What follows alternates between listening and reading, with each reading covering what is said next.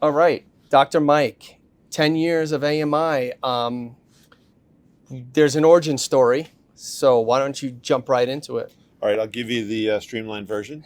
Otherwise, it would take 10 years to tell.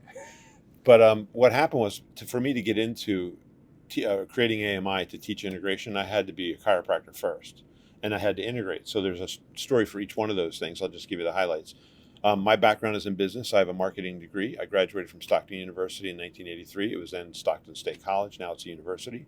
I worked for a company that was owned by Dun and Bradstreet, so I got to see how corporate America actually works. Um, it was with that background that when I got injured, and I got injured in 1986, I had just met my wife. We were dating, and I had a You're serious. on the beach. We were on the beach. We had taken a romantic walk, and I was trying to show off, and I actually injured my neck jumping off of a platform, and it scared the heck out of me because I was temporarily paralyzed. I didn't know what a stinger was, but I know what it is now. It happens. You see football players get tackled on the field, and they carry them off on a stretcher, but then they come back later and say, "Oh, they're okay." Well, what happens is the discs bulge, hit the spinal cord, and the spinal cord shuts down, and you feel like you just broke your neck, which is what I thought. Um, but I got the feeling back, but I went to the emergency room, and the doctors didn't know what was wrong. Long story short, they put me on medication. After about a month of medication, I realized that's not going to fix me, and I went to a chiropractor. When I decided to go to a chiropractor, my wife's family, who I really care about and love, is very, very steeped in the pharmaceutical industry and the medical industry. And they were not so sure about chiropractic, but I was done taking the drugs. So my wife, Colleen, who's a physical therapist, went with me to protect me and quickly realized that chiropractic was a legitimate science. And actually, the proof was in the pudding. When I got fixed, they were like, holy moly, this is incredible. And I had the epiphany, I'm going back to school and become a chiropractor. That's the business I want to be in. So I did that, and that purpose and drive still carries me today. That's the number one thing that my number one asset is my purpose and my drive.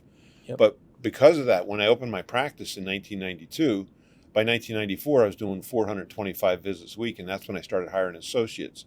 And we got up to over 700 visits a week in one practice, which Wow. is a colossal practice. I mean, the average chiropractor sees less than 200 visits in a week. So I learned a lot from that experience, seeing the number and the volume of people, the number of injuries, the things that people responded to through chiropractic. Um, but I wanted more, and I wanted to actually help them because I've learned over the years that people adapt to their injuries. And when I started looking at this, I'd ask people, "Did you ever get injured?" The most common answer was no. But when I started digging, oh, well, that was a long time ago. It has nothing to do with this. And then when we look on their X-rays, we found out their problem actually was a long time ago. Yep. And so they ended up in a situation where they had a degeneration that flared on them. And so I wanted to undo the whole thing and reverse it backwards. And we found that when people have a chronic injury, they start to lose their posture. And the only way to make it a permanent correction is to reverse that process, which required rehab. And I'm married to a PT, so we thought this was perfect. But we found out that in the state of Pennsylvania, a PT could not work off the order of a chiropractor, one of the few states in the country that has that rule. Mm-hmm. So we had to bring in a medical person to write the orders for PT. And I was hesitant to do that because I was very strong purpose chiropractor. I was a straight chiropractor. I still consider myself a straight chiropractor. But when I found the number of medical doctors that wanted to work in a non-drug environment, I was blown away by that. Did not expect that. And when we brought that in, we realized we could have a purposed medical clinic that helps people get well. And there was a lot of pluses to that.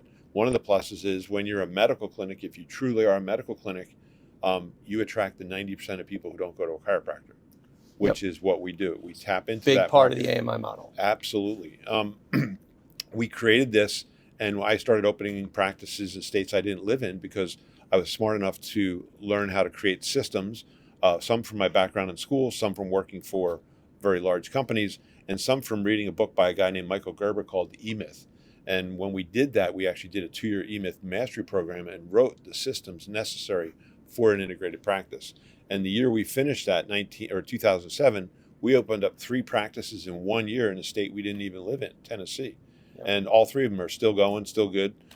So we were on to something. What made us start AMI was a personal event where I had a family member get injured and was prescribed an opioid and became a heroin addict.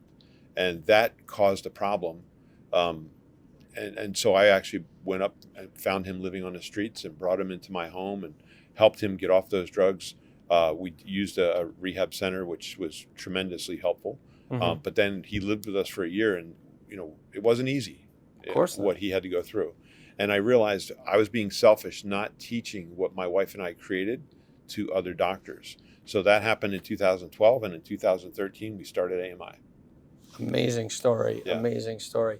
So you talk about the systems. A big part of the AMI model and integration through AMI is this managing or owning practices from a far distance. You want to elaborate on that a little more? Well, a lot of our guys want freedom from their practice. So, Sure. they catch themselves in a personality-driven business, which works them to death. Yep. And I know that's true because that's what happened to my father. But what we're teaching is how to put systems in place, which gives the doctor more free time to spend with his family, time to go on vacation, or time to open up a second practice, which a lot of our clients do. And they don't have to be 2,000 miles away. Some of them are, but most of them are, they're just opening up in the next town, and we actually can work with these people to show them these are good areas where you can open up another practice. So we work with our clients when they get to that point to do that. They go through an evolution first of, okay, I don't have to be the guy that does everything in my practice. Mhm. And that is the biggest problem with a personality-driven practice. The person thinks they have to do everything because nobody's as good as them. If you have good systems that produce the result that you want, Yep. you can step back. So we teach that. That's part of the AMI program. Teach you how to step back and actually get other people to perform the systems, because now you're doing a lot more services, generating more income. You can afford to do that, and you don't have to be in there slaving away. In fact, what I learned personally was if you don't back away, you'll start to mess up the other people's ability to do their job. So we teach a lot about systems. We're teaching our systems, and we're teaching how to use those systems, which is why we have the coaching program and all the courses online that not only our clients can take, but our clients' employees can take. That's amazing. And it's amazing you got that all done in a few minutes. Yes. So happy 10 year. Wishing you 10 years more. Thank you for taking the time. Thank you.